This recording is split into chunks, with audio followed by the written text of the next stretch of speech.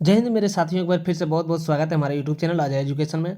तो दोस्तों आज हम फिर लाए हैं आज का जो डेली टेस्ट का जो चल रहा था, और आज का दूसरा दिन है। तो वीडियो को अंत तक जरूर देखिएगा, क्योंकि बिहार पुलिस के लिए बहुत ही घातक साबित होने वाले हैं। जो भी हमने क्वेश्चन बना रहे हैं वो 50% का हो रहा है। जो हमारे सारे प्रश्न जो है एनसीईआरटी का है, और एनसीईआरटी का साथ साथ जो प्रीवियस ईयर में जो पूछा गया सवाल है वो भी इसमें शामिल है। तो दोस्तों वीडियो को अंत तक जरूर देखिएगा, क्लास को जरूर जुड़े रहिए साथ में। आइए आज का पहला सवाल से शुरुआत करते हैं। आज का पहला सवाल है, अनवर ए सुहेली क्या है? अनवर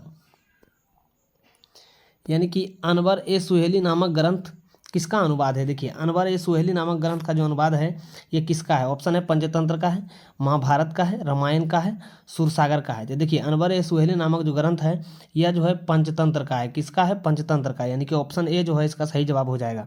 आइए अगला सवाल पे चलिए। क्वेश्चन नंबर 2 को देखिए, फटाफट से बताइए क्या होगा answer. Akhil Bharatiya trade union Congress के प्रथम अध्यक्ष कौन थे?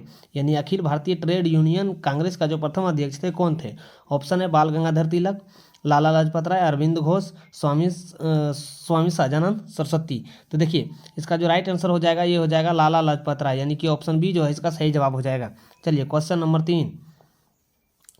3 है, सम्राट हर्षवर्धन ने 2 महान धार्मिक सम्मेलन का आयोजन किया गया था, कहाँ किया गया था? ऑप्शन है कन्नौज एवं प्रयाग में, प्रयाग एवं थानेश्वर में, थानेश्वर एवं वल्लभी में, वल्लभी एवं प्रयाग में। तो देखिए, ये जो 2 महान धार्मिक सम्मेलन का जो आयोजन किया गया था ये किया गया था कन्नौज एवं प्रयाग में। कहाँ किया गया था? कन्नौज एवं प्रयाग में, यानी कि जो है इसका सही जवाब हो जाएगा ऑप्शन ए। चलिए क्वेश्चन नंबर 4, किस शासक ने अपने शासनकाल में ही अपना उत्तराधिकारी घोषित करते थे? देखिए, कौन सा शासक था जो अपने शासनकाल में ही अपना उत्तराधिकारी जो घोषित किया करता था? तो ये था चोल वंश। कौन सा वंश था? चोल वंश, यानी कि ऑप्शन सी जो है इसका सही जवाब हो जाएगा। चलिए क्वेश्चन नंबर 5 को देखिए, फटाफट से बताइए क्या होगा। पटना का गोलघर का निर्माण कब हुआ? पटना का गोलघर का कब निर्माण हुआ था? देखिए, ऑप्शन है 1883 में, 1880 में, 1783 में, 1780 में, 1785 में, 1786 में। तो देखिए, जो पटना गोलघर का निर्माण हुआ था ये हुआ था 1786 में। कब हुआ था? 1786 में, यानी कि ऑप्शन डी जो है इसका सही जवाब हो जाएगा। चलिए क्वेश्चन नंबर 6, का बताइए क्या होगा। मुगल बादशाह किसने अपनी आत्मकथा जो है फारसी भाषा में लिखी थी? यानी कि कौन सा मुगल बादशाह था जो अपनी आत्मकथा को जो है फारसी भाषा में लिखा था? ऑप्शन है अकबर ने, हुमायूं ने, जहांगीर ने, शाहजहां ने। तो देखिए, फारसी भाषा में जो अपने आत्मकथा लिखा था ये लिखा था जहांगीर ने। कौन लिखा था? जहांगीर ने, यानी कि ऑप्शन सी जो है इसका सही जवाब हो जाएगा। चलिए क्वेश्चन नंबर 7 को देखिए, सर्वप्रथम लोक निर्माण विभाग की स्थापना किसने किया था?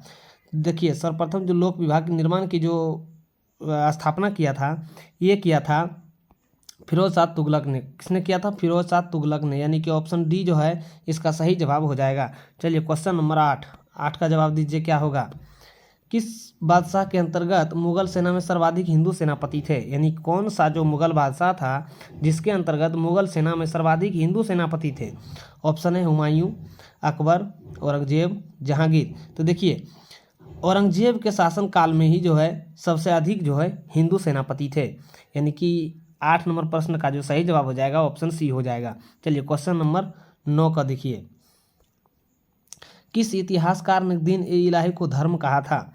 यानी कि कौन सा इतिहासकार था जिसने दीन ए इलाही को धर्म कहा था? ऑप्शन है अबुल फजल, निजामुद्दीन अहमद, शेख सलीम चिश्ती, अब्दुल कादरी बदायूं। तो देखिए, दीन ए इलाही को जो धर्म कहा था ये कहा था अब्दुल कादरी। किसने कहा था? अब्दुल कादरी बदायूं ने कहा था, यानी 9 का जो सही जवाब हो जाएगा ऑप्शन डी। चलिए क्वेश्चन नंबर 10 का बताइए फटाफट से क्या होगा आंसर।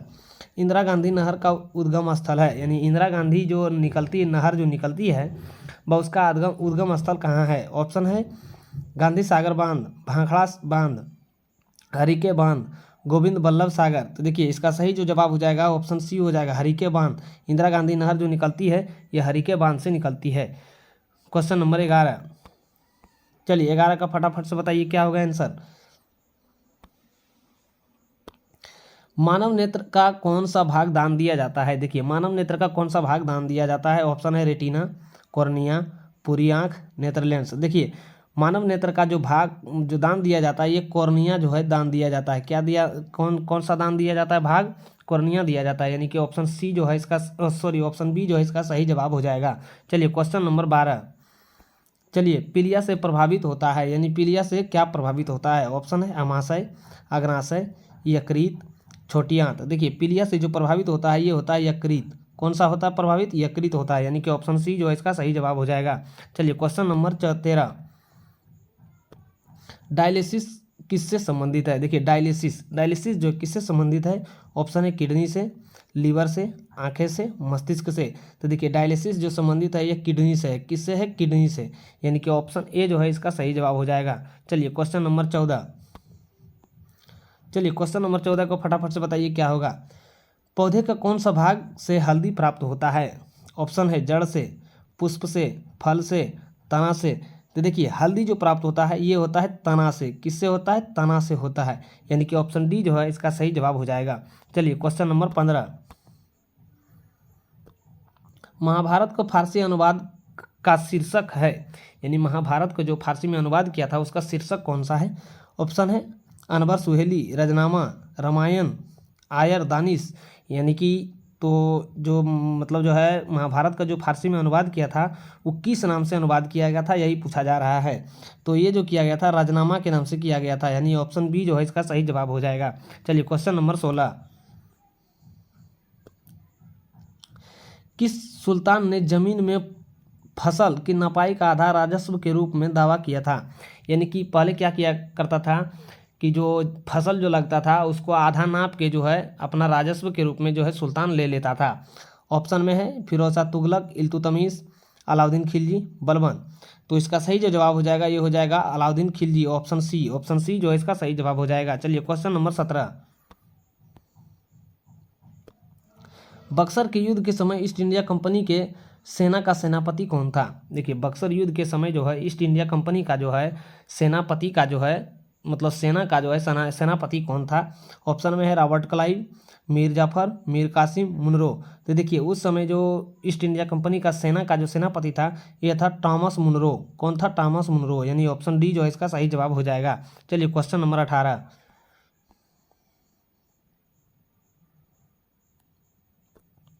भूपट्टी में सर्वाधिक पाए जाने वाला तत्व कौन सा है। देखिए भूपट्टी में सर्वाधिक जो पाए जाने वाला तत्व कौन सा है। ऑप्शन है हाइड्रोजन, ऑक्सीजन, सिलिकॉन, एल्युमिनियम। तो देखिए भूपट्टी में सर्वाधिक जो पाए जाते हैं ये ऑक्सीजन पाए जाते हैं, यानी कि ऑप्शन सी बी जो है इसका सही जवाब हो जाएगा। चलिए क्वेश्चन नंबर 19। विजयनगर के राजा कृष्णदेवराय ने गोलकुंडा के युद्ध किस राजा के साथ लड़ा था। ऑप्शन है कुली कुतुब शाह, कुतुबुद्दीन ऐबक, इस्माइल आदिल शाह, हरियर और बुक्का। तो देखिए इसका सही जो जवाब हो जाएगा ये हो जाएगा कुली कुतुब शाह। कौन सा हो जाएगा, कुली कुतुब शाह, यानी ऑप्शन ए जो है इसका सही जवाब हो जाएगा। चलिए क्वेश्चन नंबर 20। भारत 1916 में भारतीय राष्ट्रीय कांग्रेस के लखनऊ अधिवेशन की अध्यक्षता किसने किया था। तो देखिए इसका जो अधिवेशन की जो अध्यक्षता किया था ये अंबिका चरण मजूमदार ने किया था। तो देख लेते हैं कौन सा ऑप्शन में है। देखिए अंबिका चरण मजूमदार, यानी कि ऑप्शन डी जो है इस प्रश्न का करेक्ट आंसर हो जाएगा। चलिए क्वेश्चन नंबर 21। भारतवर्ष में सर्वप्रथम किसान आंदोलन था, यानी भारतवर्ष का जो सबसे पहला किसान आंदोलन था कौन था। ऑप्शन है चंपारण, बरदोली, बेगूसराय, बिजोलिया। तो सर्वप्रथम जो किसान आंदोलन था ये बिजोलिया था। कहाँ था, बिजोलिया का था, यानी कि ऑप्शन डी जो है इसका सही जवाब हो जाएगा। चलिए क्वेश्चन नंबर 22। वर्ष 1938 में भारतीय राष्ट्रीय कांग्रेस के हरिपुरा अधिवेशन की अध्यक्षता किसने की थी। ऑप्शन है अब्दुल कलाम आज़ाद, जेबी कृपलानी, राजेंद्र प्रसाद, सुभाष चंद्र बोस। तो देखिए हरिपुरा का जो अधिवेशन की अध्यक्षता की गई थी 1938 में ये सुभाष चंद्र बोस के द्वारा किया गया था। किसके द्वारा, सुभाष चंद्र बोस के द्वारा, यानी कि ऑप्शन डी जो है इसका सही जवाब हो जाएगा।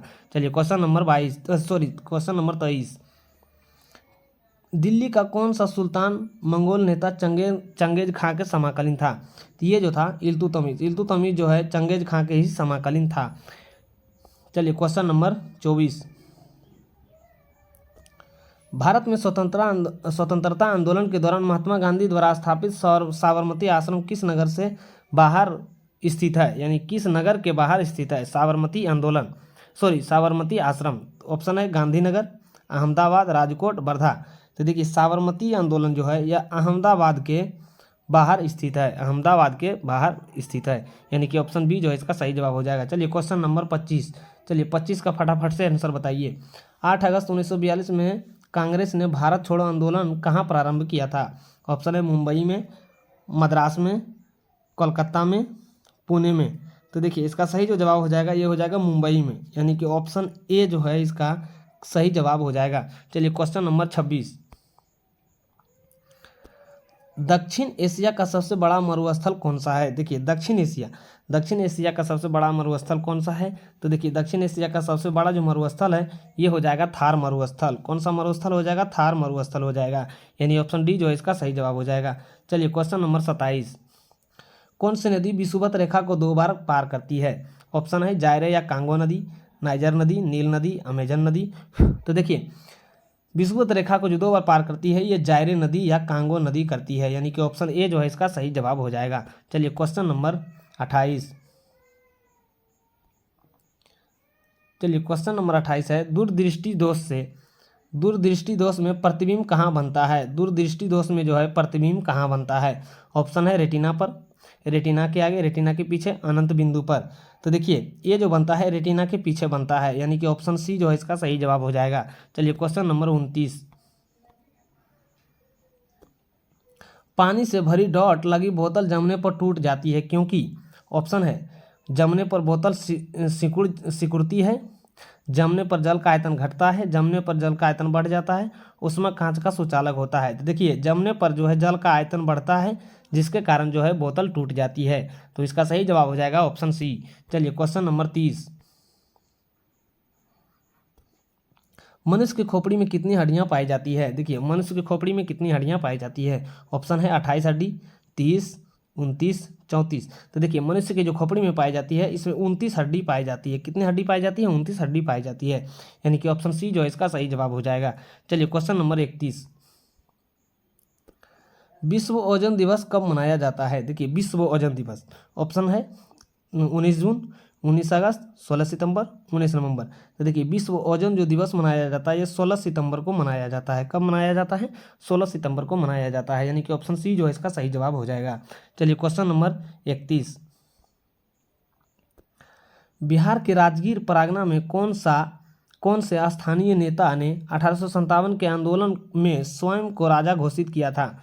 यानी कि जो है बिहार राजगीर परगना के कौन से स्थानीय नेता ने 1857 के आंदोलन में स्वयं को राजा, अपने आप को राजा घोषित किया था? ऑप्शन है कुशल सिंह ने, हैदर अली खान ने, कुंवर सिंह ने, पीताम्बर शाही ने। तो देखिए इसने जो अपने आप का जो राजा घोषित किया था ये हैदर अली खान ने किया था। किसने किया था? हैदर अली खान ने, यानी कि ऑप्शन बी जो है इसका सही जवाब हो जाएगा। चलिए क्वेश्चन नंबर 32, बुद्ध उपदेश किससे संबंधित है? यानी बुद्ध का जो उपदेश है किससे संबंधित है? ऑप्शन है ईश्वर की सत्ता में विश्वास, ब्रह्मचारी में, धार्मिक कर्मकांड में, आचरण की शुद्धता की पवित्रता से। तो देखिए इसका सही जो जवाब हो जाएगा ये हो जाएगा आचरण की शुद्धता का पवित्रता से, यानी कि ऑप्शन डी जो है इसका सही जवाब हो जाएगा। चलिए क्वेश्चन नंबर 33, किस सिख गुरु को अकबर ने 500 बीघा जमीन दी थी? यानी कि 500 बीघा जो है जमीन दे दिया था। ऑप्शन है गुरु अर्जुन देव ने, किसने? गुरु अर्जुन देव ने, गुरु रामदास ने, गुरु हरराय ने, गुरु तेग बहादुर ने। तो देखिए इसका सही जो जवाब हो जाएगा ये हो जाएगा गुरु रामदास ने। किसने दिया था? गुरु रामदास को दिया था। ये 500 बीघा जमीन दिया था। किसने दिया था? तो दिया था अकबर ने दिया था। चलिए क्वेश्चन नंबर 34, किस क्षेत्र में चावल के उत्पादन का प्राचीनतम साक्ष्य मिलते हैं? यानी कि सबसे पहले जो चावल उत्पादन का जो प्राचीनतम साक्ष्य मिला था कहाँ से मिला था? तो ऑप्शन है मध्य गंगा घाटी से, बेलन घाटी से, कोमल घाटी से, बुलंद घाटी से। तो देखिए इसका सही जो जवाब हो जाएगा ये हो जाएगा ऑप्शन ए मध्य घाटी से, यानी कि मध्य गंगा घाटी से। चलिए क्वेश्चन नंबर 35, बंगाल में दोहरे शासन किस अंग्रेज शासक ने समाप्त किया था? बंगाल में जो द्वैत शासन को जो है किस अंग्रेज ने समाप्त कर दिया था? ऑप्शन है रॉबर्ट क्लाइव ने, वारन हेस्टिंग ने, लॉर्ड कैनिंग ने, लॉर्ड बेलेजली ने। तो देखिए ये जो समाप्त किया था ये वारन हेस्टिंग ने किया था। कौन किसने किया था? वारन हेस्टिंग ने, यानी ऑप्शन बी जो है इसका सही जवाब हो जाएगा। चलिए क्वेश्चन नंबर 36, यूरोप एक पर्वत श्रृंखला है, यानी कि यूरोप की जो है एक पर्वत श्रृंखला है ऑप्शन है अल्पास पर्वत, हिमालय पर्वत, एंडीज पर्वत, रॉकी पर्वत। तो देखिए यूरोप का जो एक पर्वत श्रृंखला है यह है अल्पास पर्वत। कौन सा पर्वत है? अल्पास पर्वत, यानी कि ऑप्शन ए जो है इसका सही जवाब हो जाएगा।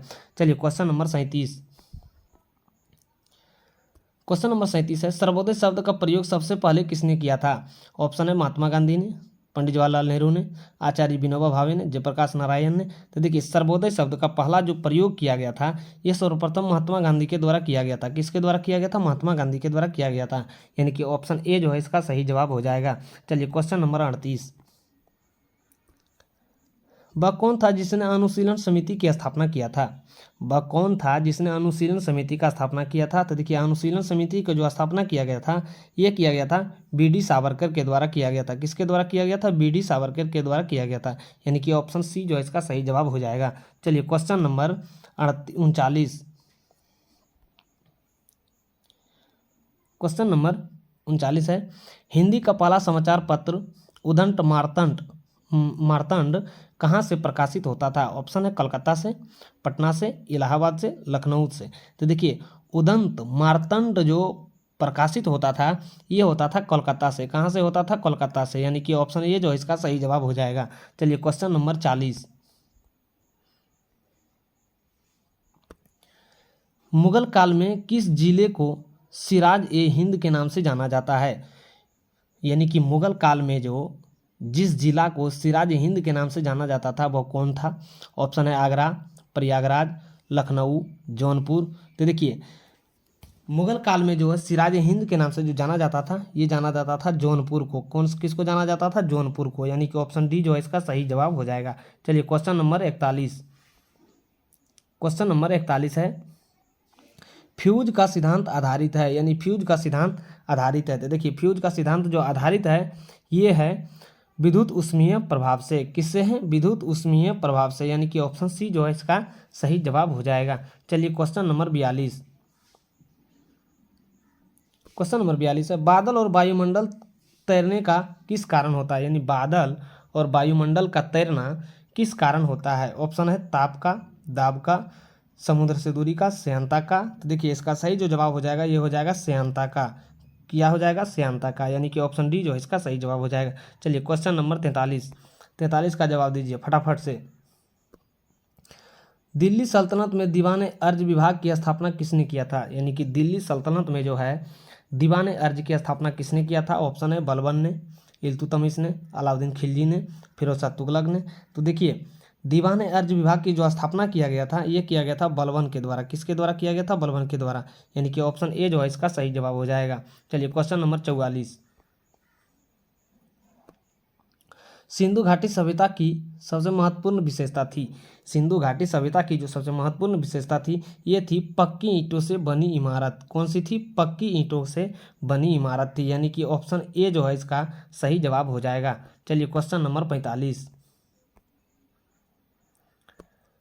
किस नदी का उद्गम स्थल भारत में नहीं है? यानी कि जो कौन सी नदी जो है जो भारत से नहीं निकलती है? ऑप्शन है सतलज नदी, रावी नदी, चिनाब नदी, ब्यास नदी। तो देखिए सतलज नदी जो है यह तिब्बत के मानसरोवर झील से निकलती है, यानी तिब्बत यानी चाइनीज वाला क्षेत्र से निकलती है, यानी कि ऑप्शन ए जो है इसका सही जवाब हो जाएगा। चलिए क्वेश्चन नंबर 46। 1947 के भारतीय राष्ट्रीय कांग्रेस आंदोलन के दिल्ली अधिवेशन की अध्यक्षता किसने की थी? यानी 1947 के जो है भारतीय राष्ट्रीय कांग्रेस के जो दिल्ली अधिवेशन की अध्यक्षता जो थी वह किसने किया था? ऑप्शन है जे.बी. कृपलानी ने, डॉक्टर राजेंद्र प्रसाद ने, अब्दुल कलाम आज़ाद ने, जवाहरलाल नेहरू ने। तो देखिए इसकी अध्यक्षता जो किया गया था ये डॉक्टर राजेंद्र प्रसाद के द्वारा किया गया था। किसके द्वारा किया गया था? डॉक्टर राजेंद्र प्रसाद के द्वारा, यानी कि ऑप्शन सी जो है इसका सही ऑप्शन बी जो है इसका सही जवाब हो जाएगा। चलिए क्वेश्चन नंबर 47। क्वेश्चन नंबर 47 है, महात्मा गांधी ने अपनी आत्मकथा मूल रूप से किस भाषा में लिखी थी? महात्मा गांधी जो है अपनी आत्मकथा किस भाषा में लिखी थी? ऑप्शन है हिंदी भाषा में, मराठी भाषा में, गुजराती भाषा में, अंग्रेजी भाषा में। तो महात्मा गांधी ने जो अपनी आत्मकथा लिखी थी यह गुजराती भाषा में लिखी थी। कौन सी भाषा में लिखी थी? गुजराती भाषा में लिखी थी, यानी कि ऑप्शन सी जो है इसका सही जवाब हो जाएगा। चलिए क्वेश्चन नंबर 48। वायुमंडल दबाव को मापने के लिए किस यंत्र का इस्तेमाल किया जाता है? वायुमंडलीय दबाव को मापने के लिए जो यंत्र का प्रयोग किया जाता है वो कौन है? ऑप्शन है हाइड्रोमीटर, बैरोमीटर, मैनोमीटर और हाइग्रोमीटर।